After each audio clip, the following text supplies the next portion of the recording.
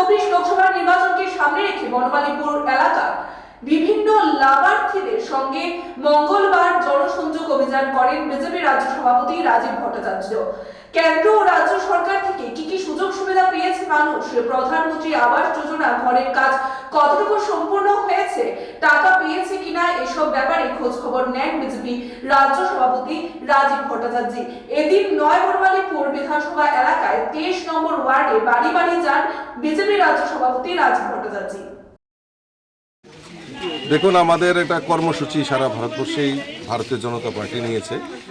যারা লাভার্থী, এই লাভার্থীদের সঙ্গে জনসম্পর্ক করা এবং তাদের মতামত প্রকাশ করা, কেন্দ্রীয় সরকার এবং রাজ্য সরকারের যে গৃহীত প্রকল্পগুলি সেগুলি বাস্তবায়নের ক্ষেত্রে তারা কতটুকু লাভ পেয়েছে, কতটুকু সুবিধা পেয়েছে এবং সেগুলি পাওয়ার ক্ষেত্রে তাদের কোনো রকম অসুবিধা হয়েছে কিনা সেই সম্পর্কে খোঁজ খবর নেওয়া আমাদের মূল উদ্দেশ্য। এবং এটা সারা ভারতবর্ষেই এই লাভার্থী জনসম্পর্ক অভিযান চলছে। আমাদের এই ত্রিপুরা রাজ্যেও, সারা ত্রিপুরা রাজ্যে সমস্ত জায়গায় আমরা এই লাভার্থী জনসম্পর্ক অভিযান করছি।